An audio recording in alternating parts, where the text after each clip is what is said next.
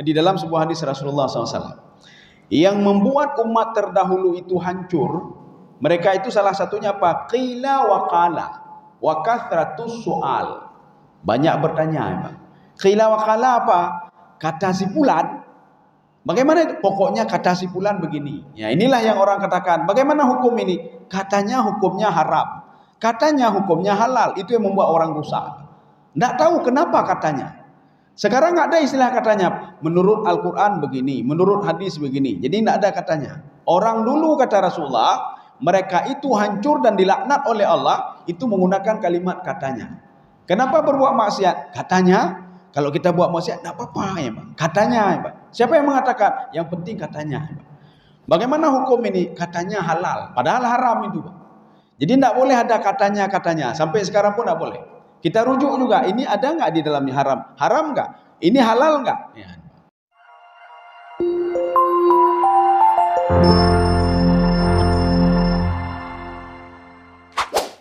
Selamat menonton dan jangan lupa di-subscribe ya. Bismillahirrahmanirrahim. Assalamualaikum warahmatullahi wabarakatuh. Alhamdulillahi rabbil alamin.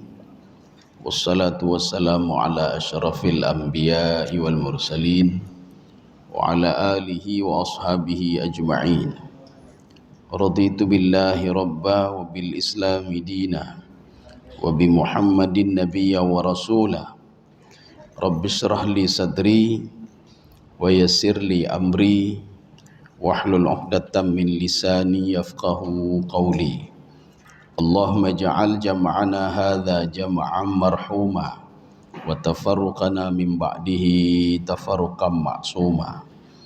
Kaum muslimin dan muslimat sidang jamaah subuh yang dirahmati Allah. Kita lanjutkan kajian tafsir surah Al-Baqarah. Pada tafsir Al-Baydawi kita sudah memasuki ayat 68. Jadi pertemuan yang lalu kita sudah membahas Nabi Musa alaihissalam menyuruh Bani Israel untuk menyembelih satu ekor sapi. Jadi untuk apa penyembelihan ini? Penyembelihan ini adalah perintah Allah kepada Nabi Musa untuk mengetahui siapa pembunuh pimpinan atau kepala suku. Jadi pimpinan kaum atau kepala suku Bani Israel yang 12 kelompok, 12 kepala suku. Ithna asyara asbatan umaman. Nabi Musa tidak bertanya kepada Allah, kenapa mesti harus sapi? Kenapa tidak engkau tunjuk langsung ya Allah? Allah menginginkan bagaimana kepatuhan Nabi Musa terhadap perintah Allah.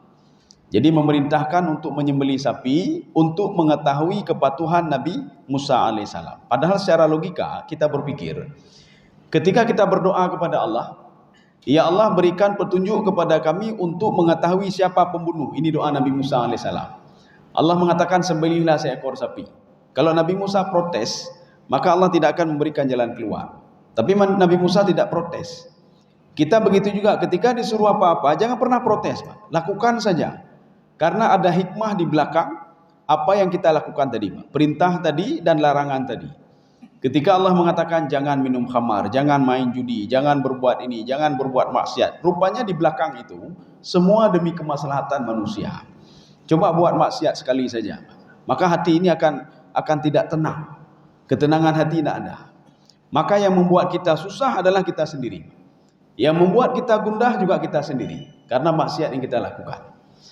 Sekarang Nabi Musa memerintahkan kepada Bani Israel, cari satu ekor sapi dan kalian sembelih sapi itu. Jadi setelah berdebat dengan Nabi Musa alaihissalam, mereka mengatakan sesuatu yang kata Syekh Tantawi, ya dulu ala su'i adabihim. Ini menunjukkan buruknya adab akhlak mereka terhadap nabi mereka dan Allah Subhanahu wa taala. Ini ayat yang sekarang akan kita baca. A'udzubillahi minasyaitonirrajim. Bismillahirrahmanirrahim. Kita baca semua dulu. Qalu du'u lana rabbaka yubayyinu lana mahi. Qala innahu yaqulu innaha baqaratun la faridu wa la bik awanum baina dhalik faf'alu ma tu'marun. Sekarang kita pilah-pilah dulu. Qalu du'u lana rabbaka yubayyin lana mahi. Ya, coba dibaca. Mereka menjawab, mohonkanlah kepada Tuhanmu untuk kami, agar dia menerangkan kepada kami sapi betina. Apakah itu? Ya, ini sudah kamu jawab. Terjemahannya agak ini sedikit ya. Sekarang kita persempit lagi. Qalu du'u lana rabbak. Wahai Musa, tolong kamu minta kepada Tuhanmu. Ini kan tak punya akhlak namanya, tak punya adab. Seakan-akan apa? Itu Tuhan Musa saja, bukan Tuhan Bani Israel. Jadi makanya penggunaan kalimat rabbak. Kenapa tidak Rabbuna? Wahai Musa, berdoalah untuk Tuhan kita, kepada Tuhan kita. Tanyalah kepada Tuhan kita. Tetapi Bani Israel mengatakan tanya kepada Tuhanmu. Itu kan nggak punya akhlak, nggak punya etika. Makanya setiap kalimat ketika Allah memerintahkan puasa, kalau kita bertanya lagi kenapa wajib puasa ya Allah, itu juga nggak punya etika. Sebagaimana seorang anak ketika dia itu diatur oleh orang tuanya, nak, nanti bangun pagi cepat-cepat.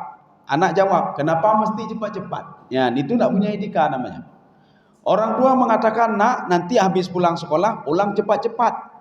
Setelah itu istirahat. Dijawab oleh anak, untuk apa istirahat? Ada apa sebenarnya? Kenapa pulang cepat-cepat? Itu tidak punya etika namanya. Nah, ini begitu juga. Mereka Bani Israel ini bertanya. Maka Allah mengatakan apa? Di dalam sebuah hadis Rasulullah SAW. Yang membuat umat terdahulu itu hancur, mereka itu salah satunya apa? Qila wa qala wa kathratus su'al. Banyak bertanya. Qila wa qala apa? Kata si fulan. Bagaimana itu? Pokoknya kata si fulan begini. Ya, inilah yang orang katakan. Bagaimana hukum ini? Katanya hukumnya haram. Katanya hukumnya halal. Itu yang membuat orang rusak. Tidak tahu kenapa katanya. Sekarang nggak ada istilah katanya. Menurut Al-Quran begini, menurut hadis begini. Jadi tidak ada katanya.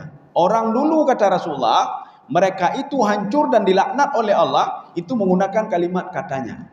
Kenapa berbuat maksiat? Katanya. Kalau kita buat maksiat, tidak apa-apa ya Pak. Katanya ya Pak. Siapa yang mengatakan? Yang penting katanya ya Pak. Bagaimana hukum ini? Katanya halal. Padahal haram itu Pak. Jadi tidak boleh ada katanya. Sampai sekarang pun tidak boleh. Kita rujuk juga. Ini ada nggak di dalamnya haram? Haram nggak? Ini halal nggak? Ya. Wa kathratus su'al.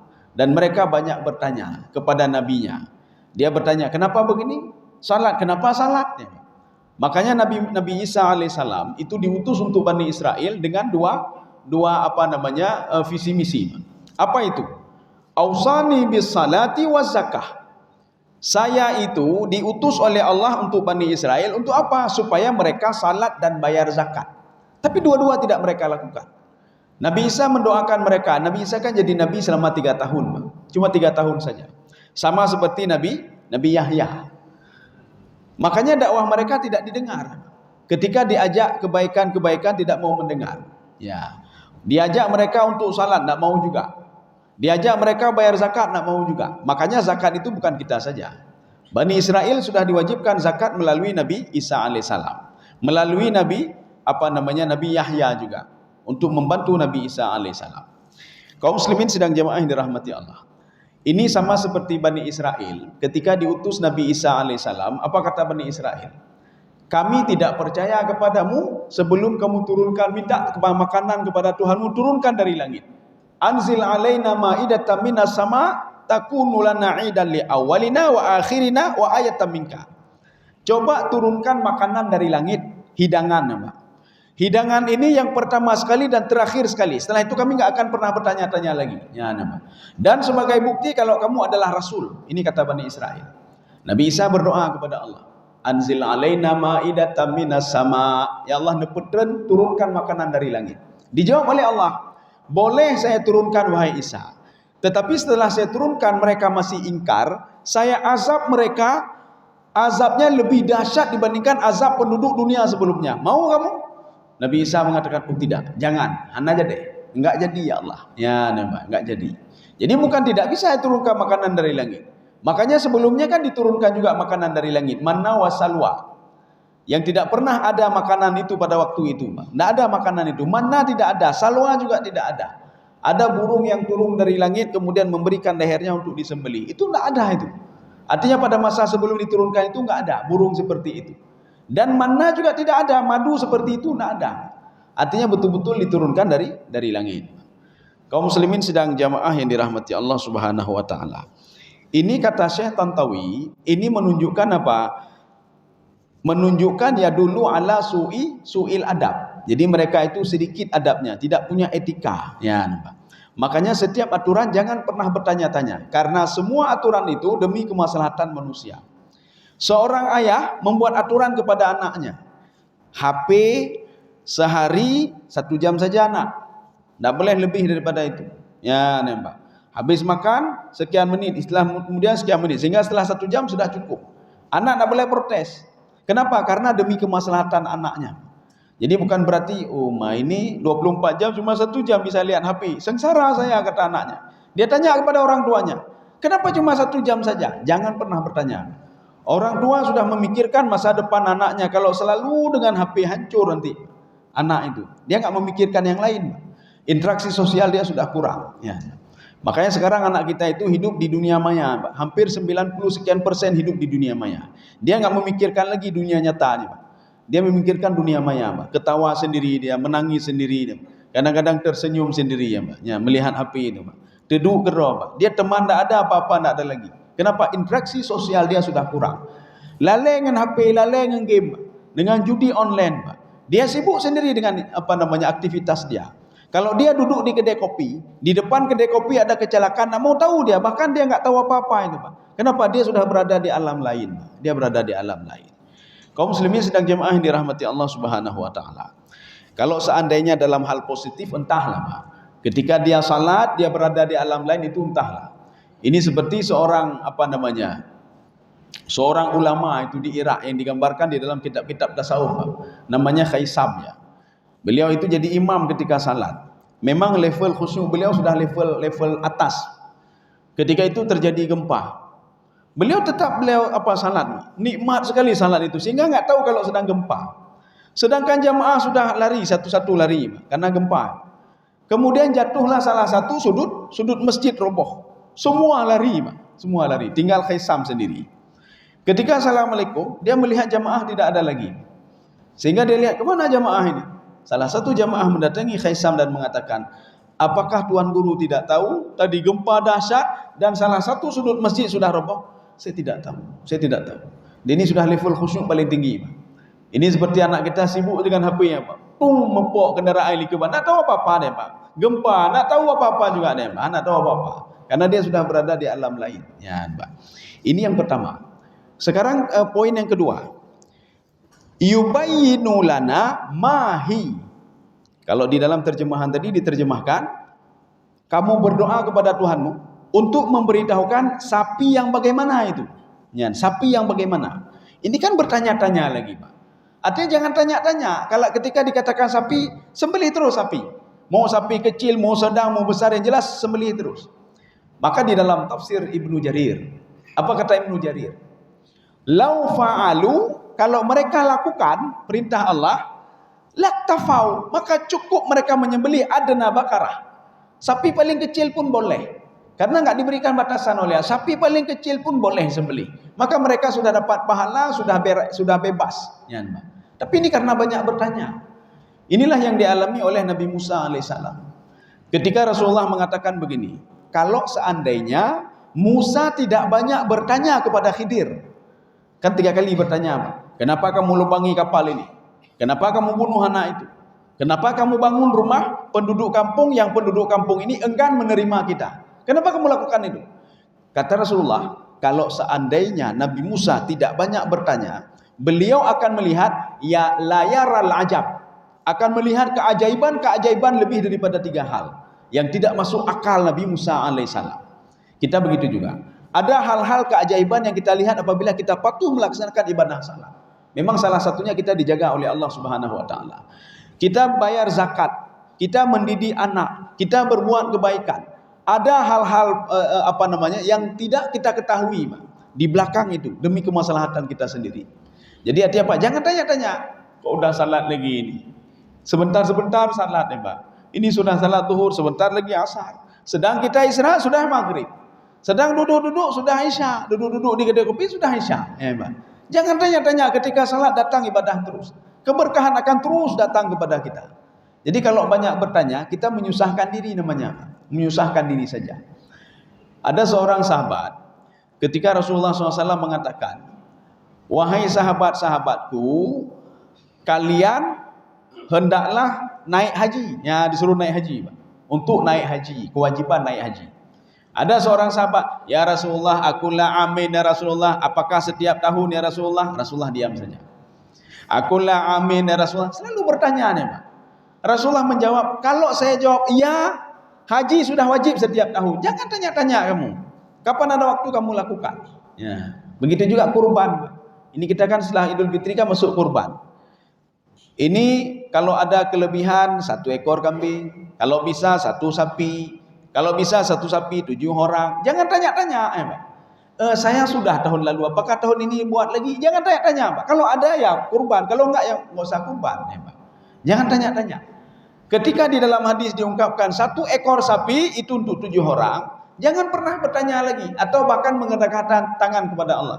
Ya Allah, di sapi itu ada saya, ya Allah, apakah Engkau tahu ya Allah, Pak? Sapi 7 orang kan 1 sapi, Pak. Karena ada jamaah mendatangi saya, ada ibu-ibu datangi saya, Ustaz, di sapi itu saya ada juga andil saya, Ustaz. Apakah Allah tahu, Ustaz? Lum pengahilun hai ibu, menghati dro hidup oleh Allah pun nom lemonya, lum pengahilun. Pu perleta tulis nandron bak lemonya. Apakah perlu ditulis nama ibu di lembu itu? Ya. Nanti sudah dipanggil apa namanya? Nama ibu sudah dipanggil lembu. Ya. Jadi insya-Allah begini Ibu, saya bilang. Dalam syariatnya, ketika penyembelihan kurban, ibu hadir di situ. Dan ibu lihat itu ketika dipotong darahnya, disembelih sapinya. Ketika keluar darahnya, ibu baca inna salati wa nusuki wa mahyaya wa mamati lillahi rabbil alamin.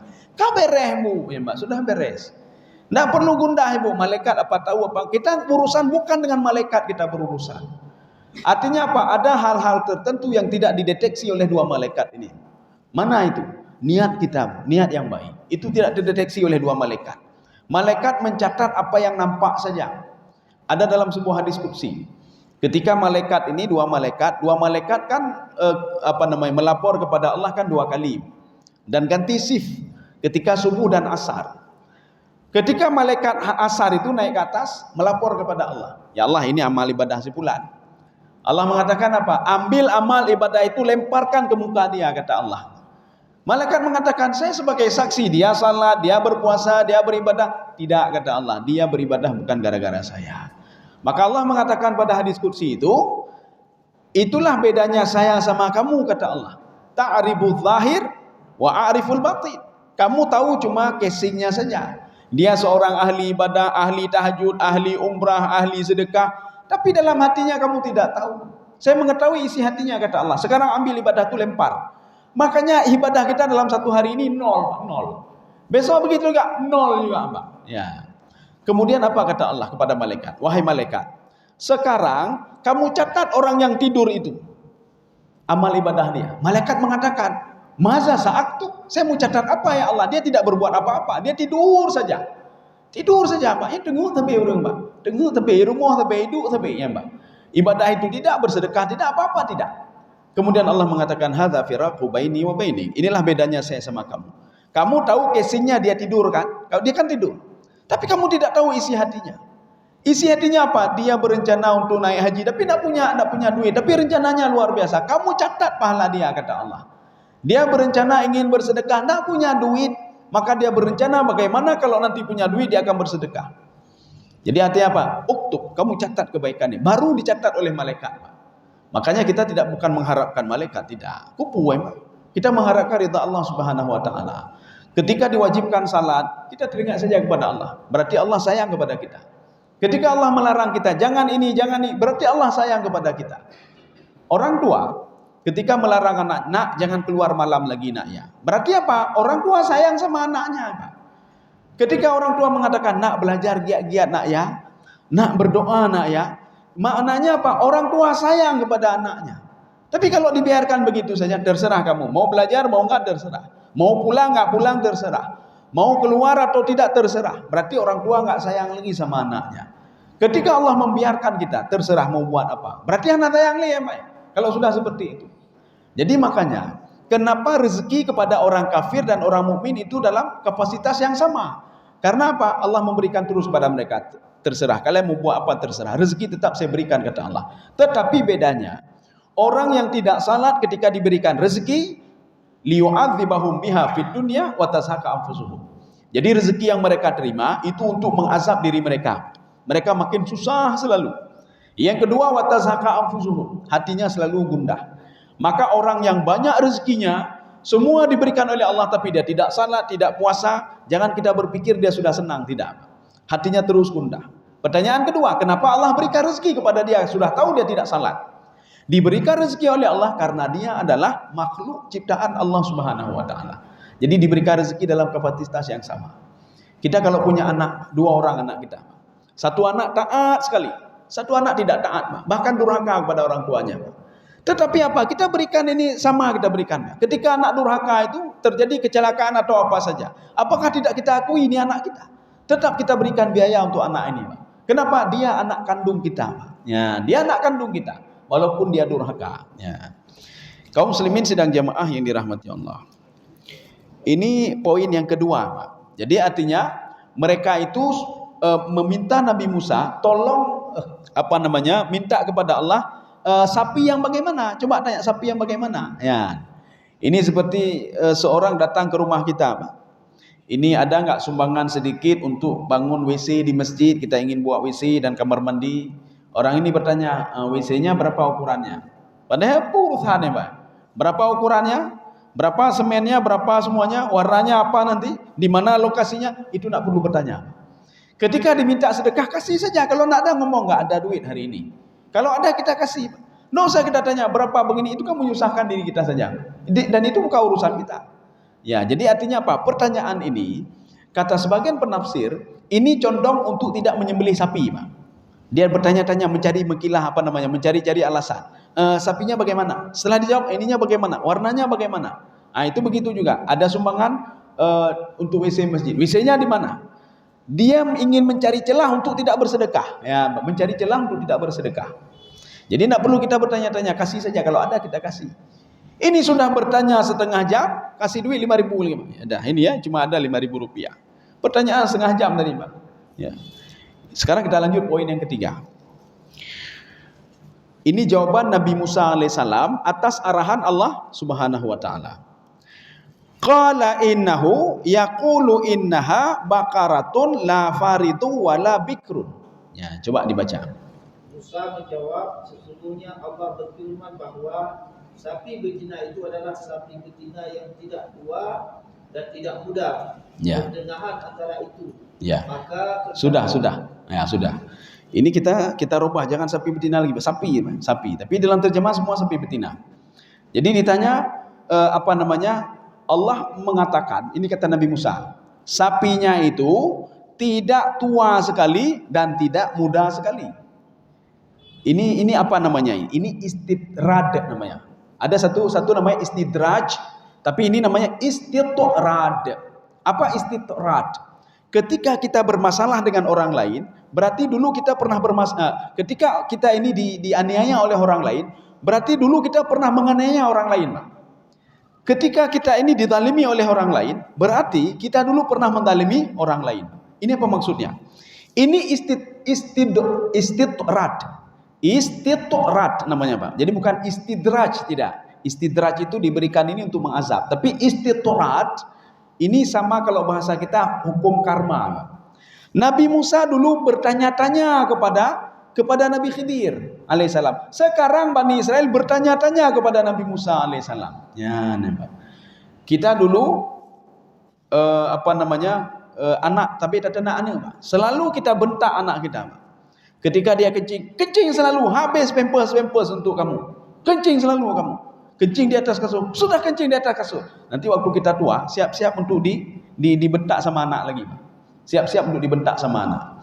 Ketika kita senang untuk menitipkan anak kita, titip anak. Pagi kita kantor, kenapa? Supaya tidak mengganggu kita, Pak. Titip anak. Ketika pulang anak sudah tidur, anak enggak pernah mengenal ayahnya, Pak.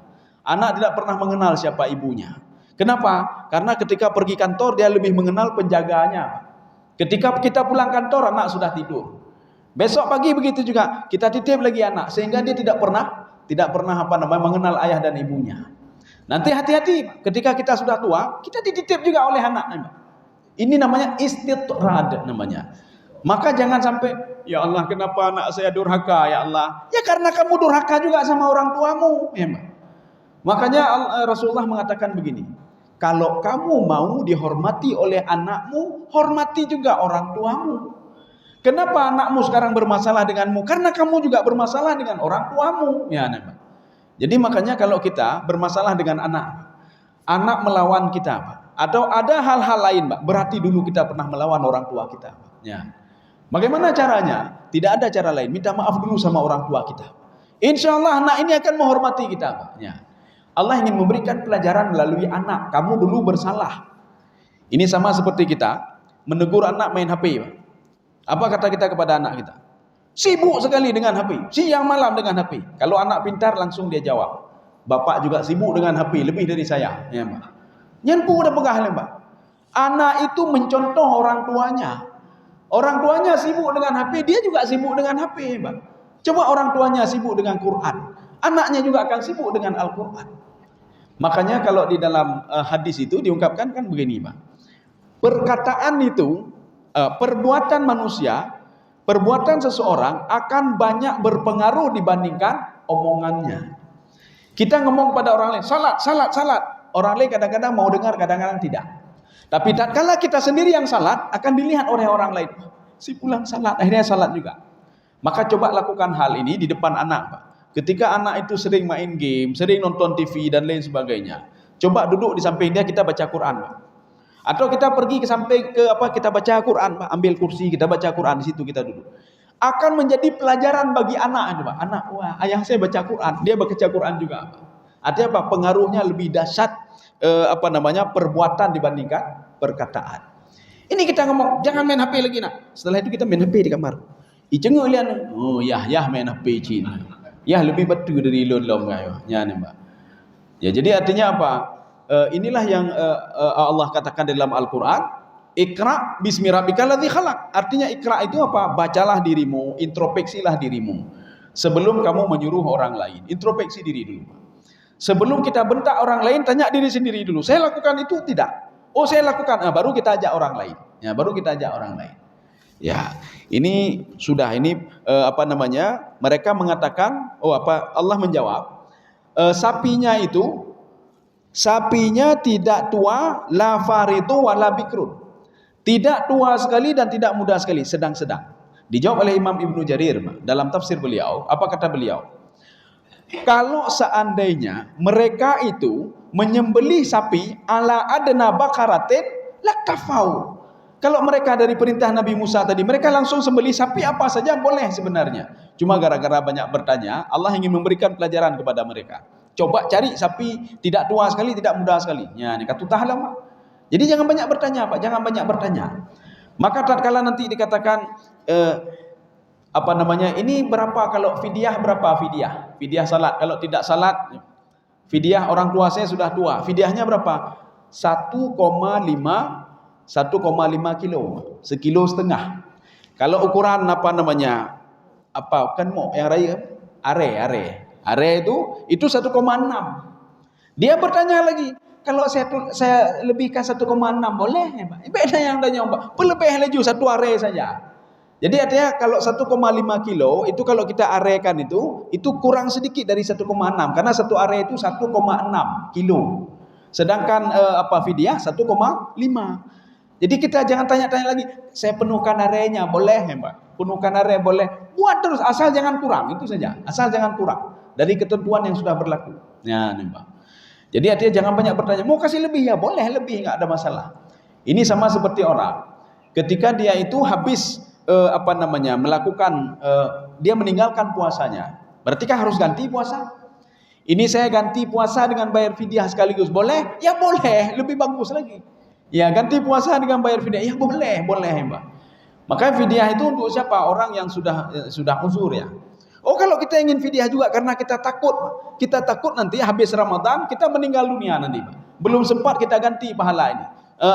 Yang tinggal tadi, Pak.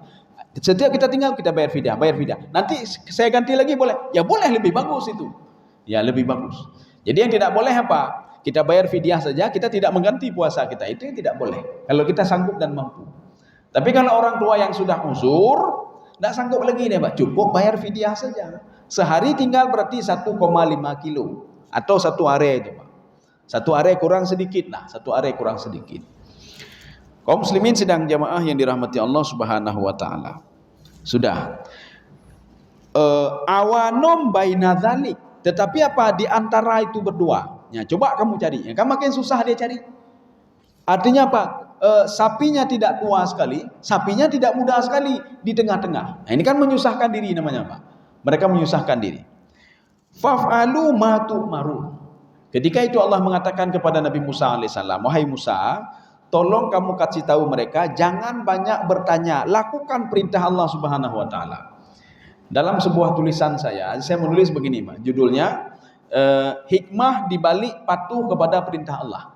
Hikmah patuh kepada perintah Allah. Ya. Rupanya setiap perintah Allah itu ada hikmahnya rupanya, Pak. Setiap perintah Allah itu ada hikmahnya. Setiap larangan Allah ada hikmahnya, semua ada hikmahnya untuk kita sendiri, Pak. Perhatikan di dalam Al-Qur'an. Ketika Allah Subhanahu wa taala menyuruh kepada ibu Nabi Musa alaihissalam, wa auhayna ila ummi Musa an ardi'i. Ketika Allah menyuruh kepada ibu Nabi Musa, itu ibunya namanya Yukhabat namanya, Pak. Yukhabat itu bukan bahasa Arab tapi bahasa Ibrani, Pak. Yukhabat. Ketika Allah menyuruh kepada Yukhabat, wahai Yukhabat, kamu jangan takut, ya. Jangan takut anakmu dibunuh oleh Fir'aun. Kamu susui saja anakmu selama 6 bulan. Kamu tenang saja. Akibat patuhnya ibu Yukhabat kepada Allah Subhanahu wa taala, dia terus menyusui anaknya selama 6 bulan, aman anaknya, Pak. Kenapa? Karena Allah sudah memerintahkan susui saja anakmu. Kamu tenang saja. Ada firman Allah yang lain, in tasbiru wa tattaqu la yadurrukum kaiduhum syai'a. Kalau kamu bersabar, kalau kamu taat kepadaku, kata Allah, siapapun tidak bisa memudaratkan kamu, kata Allah. Tidak bisa memudaratkan kita. Sedikit pun tidak bisa. Siapapun dia. Termasuk iblis, syaitan, termasuk jin, termasuk malaikat. Tidak bisa macam-macam dengan kita. Tapi dengan syarat, kata Allah, intasbiru. Kamu bersabar. Intasbiru wa tattaqu. Dan kamu bertakwa kepadaku. Sabar bagaimana? Menjalankan perintah Allah. Sabar meninggalkan apa yang dilarang oleh Allah. Sabar ketika apa? Ketika diberikan penyakit, sabar saja, Pak. Karena dibalik pemberian penyakit itu, supaya kita mengetahui kalau yang anggota tubuh yang hilang itu adalah nikmat. Itu fungsi sakit. Maka kenapa kita disakitkan oleh Allah? Supaya kita teringat sehat, ya, Pak. Kalau nggak diberikan sakit, kita nggak pernah teringat sehat. Kita selalu sibuk cari harta. Ketika diberikan sakit, ya Allah, selama ini saya tidak beribadahnya, baru teringat, ya, Pak. Artinya apa? Setiap pemberian sakit, semua ada hikmah kepada manusia itu. Cuma manusia itu apa? Kalau nggak diberikan sakit, dia nggak pernah teringat bagaimana nikmatnya sehat itu. Orang yang stroke itu nggak pernah tahu kalau kaki itu nikmat, tangan nikmat, lain nikmat. Tapi ketika diberikan stroke, yang ketemu itu nikmat, rupanya kaki itu nikmat, rupanya nyeberi dipederawai, Pak. Rupanya tangan itu nikmat. Sekarang nggak bisa berfungsi lagi, Pak. Nggak bisa fungsi lagi. Yang fungsi cuma mata saja, Pak. Melihat-lihat orang saja, Pak. Tangan tidak bisa apa-apa lagi. Kenapa Allah berikan seperti itu? Supaya dia tahu anggota tubuh itu nikmat. Jangan berpikir nikmat itu jabatan saja. Jabatan saja aku pikir, Pak. Peng saja aku pikir, Pak. Rumah mewah saya pikir, Pak. Padahal anggota tubuhnya itu juga nikmat. Bagaimana dia bisa tahu? Diberikan sakit dulu baru dia tahu. Ya, Pak. Kalau nggak diberikan sakit nggak tahu dia. Makanya orang yang di rumah sakit sudah pasang-pasang ring, ya Allah, kakak pasang ring, ya Allah, hana berpuas saya lu mentang je tak bernafas dema, ya Allah. Asal bisa bernapas saya hana pupu pasang ring, baru dia tahu nikmat jantung. Disitulah baru dia jaga apa? Makanan-makanan tertentu. Sebelum sakit kan nggak pernah. Ya, berarti sakit itu juga nikmat, ya, Pak. Kaum muslimin sedang jamaah yang dirahmati Allah, maka patuhilah perintah Allah. Ini yang pertama. Ketika Allah mengatakan kepada ibu Nabi Musa alaihissalam, an ardi'ih, berikanlah susu kepada dia, kamu jangan takut. Makanya apa inisiatif ibunya? Dia buatlah sebuah kotak dari kayu, Pak, yang dibuat oleh suaminya Imran. Setelah itu dimasukkan Nabi Musa ke dalam kotak itu. Allah sudah mengatakan, kamu jangan takut, jangan gundah. Kamu lepaskan anakmu ke sungai, kamu ikat, kamu susui selama 6 bulan. Akhirnya kotak tadi diikat oleh ibu Nabi Musa, Yukhabat. Dilepaskan ke sungai, Pak. Airnya kan di samping-samping sungai. Ketika mau dia susui, dia tarik lagi bayinya itu. Nabi Musa disusui lagi. Kemudian setelah susui taruh lagi, dinikah lagi. Aman selama 6 bulan. Kenapa? Karena patuh dan taat pada perintah Allah. Kita kalau patuh Pak, ketika salat, kita salat. Ketika bayar zakat, kita bayar zakat. Insya Allah dijaga oleh Allah Subhanahu Wa Taala. Dijaga oleh Allah. Aman insya Allah. Tak perlu kita gundah. Saya mau makan apa besok? Tak perlu gundah. Ini saya nanti siang apa? Ini anak saya bagaimana, duit itu anak bagaimana? Tak perlu gundah kita Pak. Asal kita patuh dan taat kepada perintah Allah Subhanahu Wa Taala. Seorang bawahan yang patuh kepada pimpinannya aman hidupnya insya Allah Pak. Aman bagaimana dalam tanda kutipnya?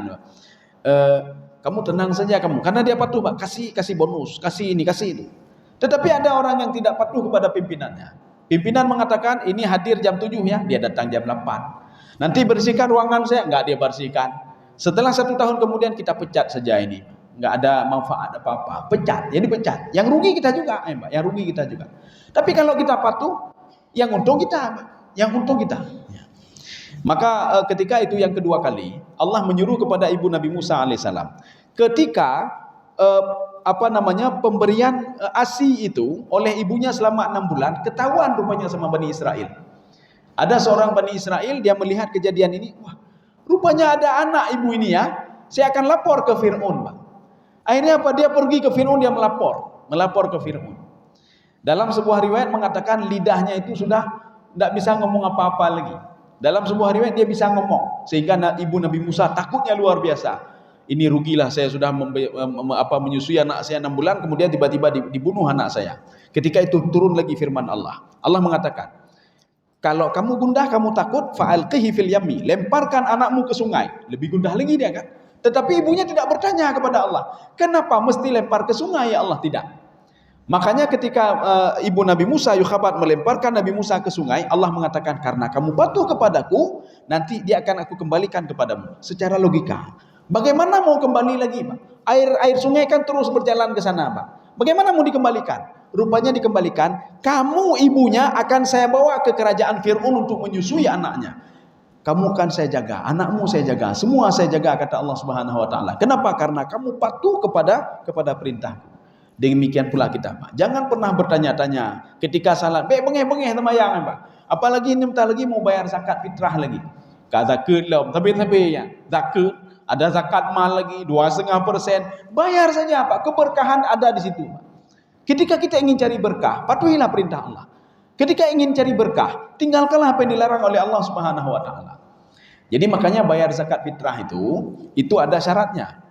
Syaratnya bagaimana? Syaratnya dia menyaksikan 2 bulan. Bulan Syawal, bulan Ramadan dan Syawal. Kalau dia di bulan Ramadan saja, dia meninggal dunia, maka tidak wajib bayar zakat fitrah. Kenapa? Karena dia tidak menyaksikan 2 bulan. Makanya seorang bayi yang lahir ketika masuk bulan Syawal, dia tidak wajib zakat fitrah. Bagaimana juga kapan masuk bulan Syawal? Ketika kita mau buka puasa terakhir. Ya. Maka beda dengan kita Indonesia. Kapan masuk hari selanjutnya? Jam 12, 24.00 itu sudah masuk hari selanjutnya. Ini hari Rabu. Kita ingin menyaksikan hari Kamis. Berarti ketika 00:01 sudah masuk hari Kamis, tengah malam. Tetapi dalam hitungan Hijriah, ketika terbenamnya matahari sudah masuk hari yang lain, Pak. Makanya ketika terbenam matahari nanti di bulan Ramadan, itu sudah masuk Syawal, kentingoh Syawal. Makanya kita waktu itu kita akan bertakbir, Allahu Akbar, Allahu Akbar. Kenapa? Sudah masuk bulan Syawal. Maka bayi yang lahir ketika sebelum berbuka puasa, kemudian dia hidup setelah kita berbuka puasa, dia wajib bayar zakat fitrah. Tetapi bayi yang lahir ketika kita sebelum buka puasa dan langsung meninggal juga di situ, tidak wajib bayar zakat fitrah. Kalau ingin bayar bagaimana? Tidak ada masalah, jid bayi hana buku. Lo ya bayi jid hana buku. Tapi kan tidak wajib, Pak, tidak wajib. Saya ingin bayar walaupun orang tua sudah meninggal, saya ingin bayar, tapi tidak wajib dan tidak dianjurkan. Mau bayar ya boleh juga, enggak ada masalah. Ya. Oh, mau bayar zakat di awal Ramadan, Pak. Boleh juga, tapi itu bukan wajib, itu boleh-boleh saja. Wajibnya kapan? Di malam Lebaran, Pak. Jadi besok Lebaran malam ini wajib, itulah wajibnya itulah di situ. Makanya seorang itu bayar zakat di mana? Di mana tempat dia Lebaran terakhir, di mana dia pergi? Dia pergi, berarti wajibnya di sana. Oh, orang tua saya di awal Ramadan sudah saya bayar zakat fitrah. Kemudian sebelum berakhirnya itu sudah meninggal dunia. Apakah boleh tarik kembali? Ya tarik demai, Pak. Ya tarik namanya urung kredit, Pak. Ya urung kredit. Boleh tarik lom demai, Pak. Biarin saja sedekah beliau ya. Tapi tidak wajib lagi, Pak. Belum wajib. Ya. Kaum muslimin sedang jamaah yang dirahmati Allah Subhanahu wa taala. Kita lanjutkan kalau enggak sedikit lagi atau kita cukupkan ini. Cukup ya. Ya, kita cukupkan saja. Besok kita lanjutkan lagi. Mereka bertanya lagi rupanya, Pak. Mereka bertanya lagi. Jadi sudah bertanya tadi, bertanya lagi. Tanya warnanya warna apa? Ya, tanya warna loh, Pak. Ya, nih, Pak. Ini kan memang nggak mau melakukan sebenarnya. Cuma gara-gara itu mereka bertanya-tanya terus supaya tidak jadi menyembelih seekor sapi. Ya. Jadi mudah-mudahan ada manfaat bagi saya sendiri dan jemaah sekalian. Subhanakallah bihamdika asyhadu an la ilaha illa anta astaghfiruka wa atubu ilaik. Assalamualaikum warahmatullahi wabarakatuh.